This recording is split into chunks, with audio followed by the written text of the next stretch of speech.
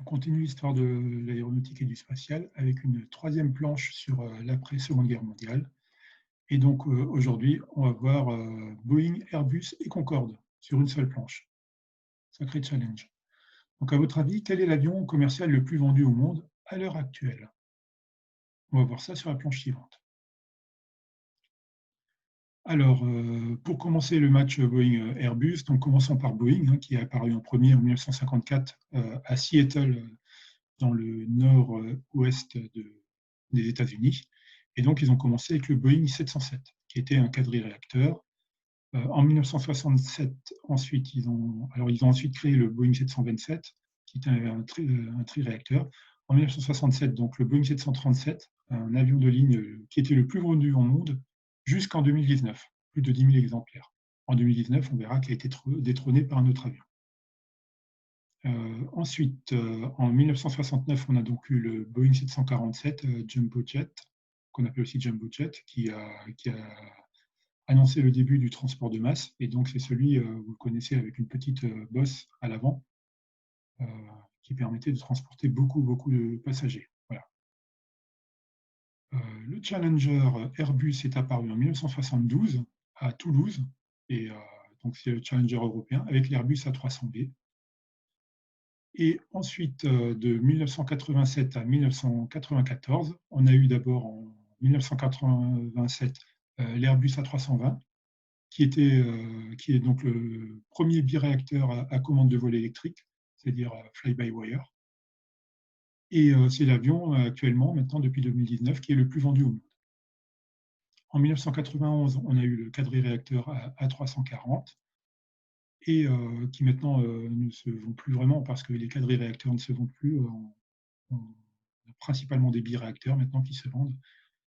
En 1994, on a eu l'A300-600 ST Beluga, qui a remplacé le Super Beau-Pic que vous voyez en haut à gauche en image, donc qui permet de transporter les éléments, les ailes, les nez d'avion, par exemple, à partir de l'usine de Miolt et de l'aéroport d'Albert Bray.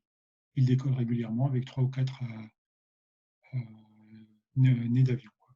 Toutes les pointes avant sont fabriquées d'ailleurs à Albert. Ensuite, de 2005 à 2013, donc on a eu en 2005, on a eu l'Airbus A380 que vous voyez en image à côté. C'est le double pont, donc à 2 étages, et qui permettait de présenter plus de 800 passagers. Donc on retient le nom du pilote d'essai qui s'appelait Jacques Rosé. Et en 2007, il a été livré à Singapore Airlines. Sa première livraison, c'était Singapore Airlines. En 2013, oui, alors juste pour finir sur l'A380, l'arrêt de sa production est, donc comme c'est un quadriréacteur, il consomme beaucoup de carburant, et l'arrêt de sa production est prévu pour l'année 2021. En 2013, on a eu l'Airbus A400M Atlas militaire qui a été fabriqué, que vous voyez à côté, qui est un avion très performant et bon, pas multi-rôle, mais vraiment avec de multiples capacités. Il est destiné à toute l'Europe. Hein. Voilà. Ensuite, on finit avec le Concorde. Et donc, sur le Concorde, on retient qu'en 1969, on a eu le premier vol du Concorde à Toulouse-Blagnac. Donc, en même temps qu'on a marché sur la Lune, on a, nous, fait le premier vol d'un supersonique qui volait jusqu'à 2600 km/h. Hein. Il dépassait Mach 2.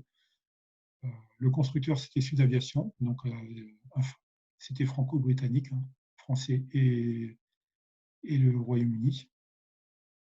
Le pilote d'essai, c'est André Turca. On retient aussi ce nom-là, donc Jacques Rosé, André Turca.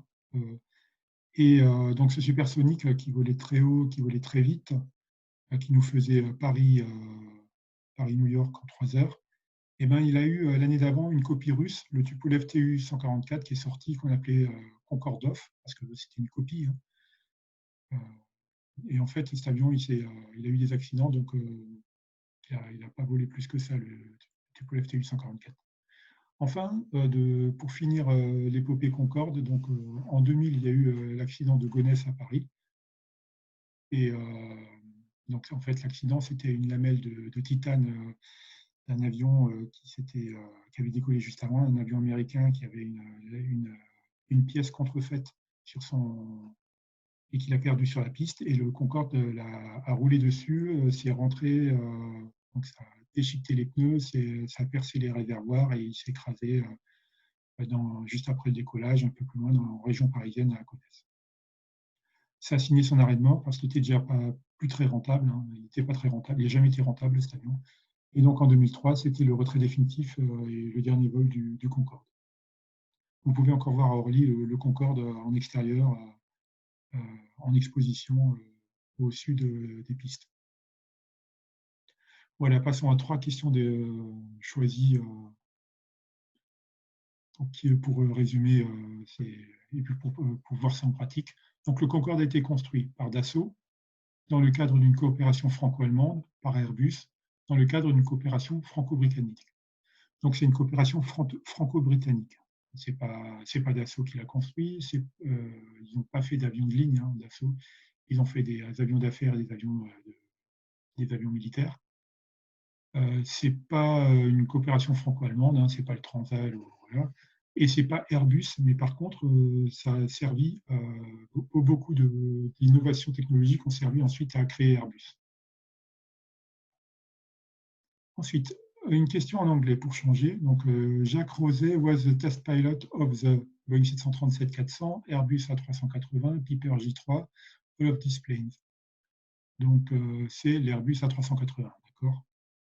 Donc, Airbus, c'est Rosé, et le Concorde, c'est Turca. Vous imaginez peut-être pour retenir qu'un Airbus A380 tout peint en rose, pour Rosé, et puis pour Turca, j'ai pas d'idée, mais faites-vous une image comme ça avec le Concorde. Le premier appareil civil entièrement équipé de commandes électriques, c'est lequel? Donc c'est la Caravelle en 55, non. Le Boeing 737 en 54, non. C'est l'Airbus A320, d'accord? C'est l'Airbus A320.